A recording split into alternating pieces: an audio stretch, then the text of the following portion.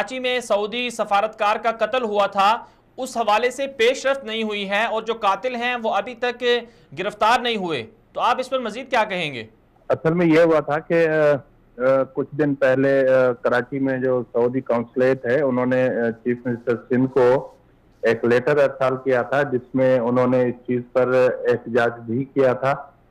और फिर chief minister Sindh ने, सैयद मुराद अली शाह साहब ने होम डिपार्टमेंट, जबकि खुद अपना वजीर दाखिला का कलमदान भी रखते हैं जी। तो उन्होंने सेक्रेटरी दाखिला को एक लेटर लिखा, जिसमें उन्होंने कहा कि हसन अल कितानी के कत्ल के बाद जो दहशतगर्दी के वाक़े में जो जांबाक हुए थे जी। उसके कत्ल की पेशरफ्त क्या हुई, हमें उससे आगाह किया जाए। तो कल जो है वो बरोज मंगल दूसरा लेटर वजीर आला हाउस से मिला अपना होम डिपार्टमेंट को। तो तब तक जो है वो ये हुआ था कि मुख्तलिफ इदारों से उन्होंने पूछताछ की थी। तो कल एक आईजी सिंध की तरफ से एक लेटर मौसूल हुआ होम डिपार्टमेंट को, जिन्होंने अलकतानी केस की रिपोर्ट सबमिट करवाई थी जी। जिसमें उन्होंने कहा था कि हमने इस सिलसिले में एक जीआईटी तश्कील दी थी।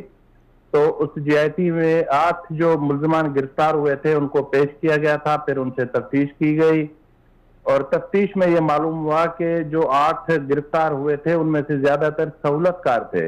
अच्छा। और असल जो 4 मुल्जिमान थे वो पाकिस्तान से फरार होने में कामयाब हो गए हैं। जी, कहाँ फरार हुए अहम वो? तरीन जो मुल्जिमान, जी जो रिपोर्ट में मेंशन किया गया उसमें कहा गया कि वो ईरान फरार हो गए थे। अच्छा, 2011 में फरार हो गए थे वो? जी जी, 2011 में इंसिडेंट के मई 2011 में ये इंसिडेंट हुआ, तो उसके बाद जो है वो यहाँ से फरार होने में कामयाब हो गए। तो फिर बाद में एक स्पेशल टास्क फोर्स बनाया गया था। अच्छा। ताकि उन मुल्जिमान की गिरफ्तारी के लिए भरपूर इकदाम किए जाएं, लेकिन बाद में फिर उस टास्क फोर्स ने भी कोई प्रॉपर रेस्पॉन्ड नहीं किया। तो कल बरोज जुमेरात जो है वो सऊदी कौंसलेट वजीर आला सिंध से मुलाकात करेंगे और उसमें होम डिपार्टमेंट अपनी तफसीली रिपोर्ट सबमिट करेगा। उसमें जीआईटी की रिपोर्ट भी होगी, टास्क फोर्स की रिपोर्ट भी होगी। जी नवाज साहब, जैसे कि आपने कहा, चलें तो कल का मामला है, कल जो सामने आएगी सूरत हाल जो अब तक की जीआईटी की, जैसे कि आपने रिपोर्ट का जिक्र भी किया कि बाकी कुछ सहूलतकार थे और असल कातिल जो हैं वो ईरान फरार हो गए, तो क्या सिंध हुकूमत की तरफ से कोई ऐसे इकदाम भी किए गए कि कातिलों को ईरान से वापस लाया जाए और ताकि फिर उनको सजा दी जा सके और सऊदी अरब को मुतमईन किया जा सके? नहीं, उसमें असल में ये होता है कि क्योंकि जो डिप्लोमेट का इशू होता है वो फेडरल इशू होता है, इसमें प्रोविंशियल सब्जेक्ट जो है वो कम हो जाता है।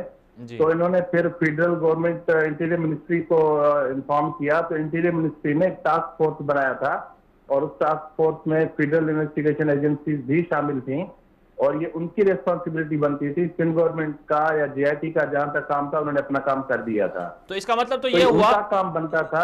जी नवाज साहब, जैसे कि आपने कहा कि फेडरल गवर्नमेंट का मसला बनता था, तो इसका मतलब तो ये हुआ कि उस जमाने में चूंकि पीपल्स पार्टी की गवर्नमेंट थी वो भी ये काम नहीं कर सकी, फिर मुस्लिम लीग नून की हुकूमत आई वो भी नहीं कर सकी, और अब तो ये तहरीक इंसाफ की हुकूमत है जिनका कहा जा रहा है कि तहरीक उनका सऊदी अरब से ताल्लुकात भी अच्छे हैं, तो उनको तो फिर करना चाहिए होगा। जी बिल्कुल, उनको करना चाहिए। देखें, एक डिप्लोमेट का इशू नहीं है, एक आम इंसान भी अगर किसी का कत्ल होता है तो ये रियासत की जिम्मेदारी है कि वो अपने फराइज पूरे करे। और ये डिप्लोमेट जो होते हैं उनको तो उनकी तो सिक्योरिटी बहुत बहुत बड़ी बात है।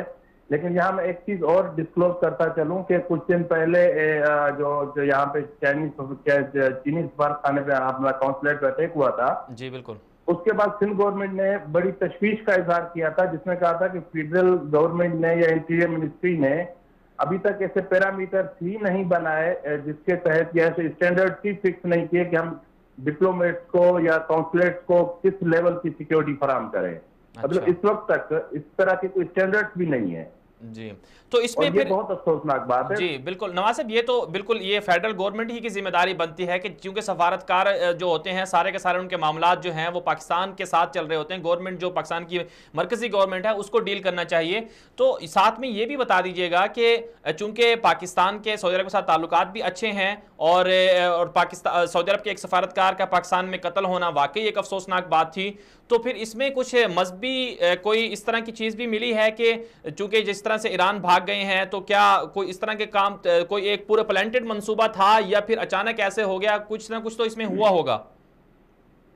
जी, उसमें ये है कि जो रिपोर्ट मैंने देखी है या जिस चीज को मैंने अपना विटनेस किया है, उसमें एक कलदम तंजीम सिपाही मोहम्मद है, उसके जो एक ग्रुप है अल मेहदी ग्रुप, जी ये उससे ताल्लुक रखते थे और ये प्लांटेड था और टारगेट किलिंग ही इसको हम कह सकते हैं। जी। और ये जो अहम तरीन लोग थे और हाई प्रोफाइल लोग थे जिन जो यहाँ से भागने में कामयाब हो गए, तो यकीनन ये इस तरह का अगर कोई ग्रुप इसमें मुलविस होता है तो ये बहुत बड़ी बात हो जाती है बिल्कुल। कि फिर जो कलअदम तंजीम के इतने बड़े जो है वो वाकया हुआ और वो यहाँ से निकल कर चले गए, जी। तो ये फेडरल गवर्नमेंट की पूरी जिम्मेदारी बनती थी कि कम से कम उसको मॉनिटर कर लेते तो अब क्या या उसको रोक सकते। नवाज साहब, अब क्या हो सकता है? क्या अभी मुमकिन है कि फेडरल गवर्नमेंट ईरान से राब्ता करे कि ये 3 मुल्जिमान आपके वहां छुपे हुए हैं हमारे हवाले करें, ताकि फिर जो कातिल जो मकतूल हैं उनके लवाहिकीन को भी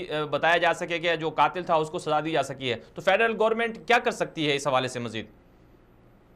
फेडरल गवर्नमेंट से पहले जो रिस्पॉन्सिबिलिटी बनती है वो बनती है प्रोविंशियल गवर्नमेंट की, और प्रोविंशियल गवर्नमेंट को चाहिए कि पहले जो 8 मुल्जिमान इनकी कस्टडी में हैं या थे, ये अभी तक एक सवाल है या थे। हाँ बिल्कुल। मतलब उनको प्रोसिक्यूट किया गया या नहीं किया गया, अगर प्रोसिक्यूट किया गया तो उनको सजा हुई या नहीं हुई, अगर सजा हुई है तो इस वक्त वो कहां पर हैं, और अगर उनसे कोई इंफॉर्मेशन मजीद निकल सकती है तो उसके बुनियाद पे पाकिस्तान गवर्नमेंट का ये फर्ज बनता है, ये रिस्पॉन्सिबिलिटी है कि वो मफरूर मुल्जिमान को वहां से लाने में अपना अहम तरीन किरदार अदा करे, नवाज साहब और करना चाहिए। जी नवाज साहब, जैसे आपने जिक्र किया कि कलअदम सिपाही मोहम्मद या अल-महदी ग्रुप के लोग थे जो इसमें मुलव्वस थे, तो क्या अब भी वो तंजीम, उसके नेटवर्क मौजूद हैं और उनके खिलाफ हुकूमती, जाहिर सी बात है उनके बहुत से लोग और भी तो पकड़े होंगे गवर्नमेंट ने, क्या उनका मुस्तकिल खात्मा कर दिया गया है या अब भी उनके कुछ ना कुछ अनासिर मौजूद हैं? देखें, पाकिस्तान में जो ज़र्ब चला, ऑपरेशन किया हमारी पाक फौज ने, और इतनी बड़ी हमने पाकिस्तान फौज ने इतनी बड़ी जानी कुर्बानियां दी और इतनी अहम तरीन कुर्बानियां देकर जिस तरीके से दहशतगर्दी के इस नासूर को या इस वबा को या इस अजाब को खत्म किया है, और मेरे ख्याल में तो इस वक्त चंद स्लीपर सेल्स तो हो सकते हैं, अलबत्ता जितने भी दहशतगर्दी के बड़े नेटवर्क थे हमारी अफवाज ने उनका सफाया कर दिया, और ये बहुत बड़ी बात है। और ये इम्पॉसिबल समझा जाता था कि पाकिस्तान में इनका सफाया नामुमकिन है, और पाक फौज ने वो कर दिखाया।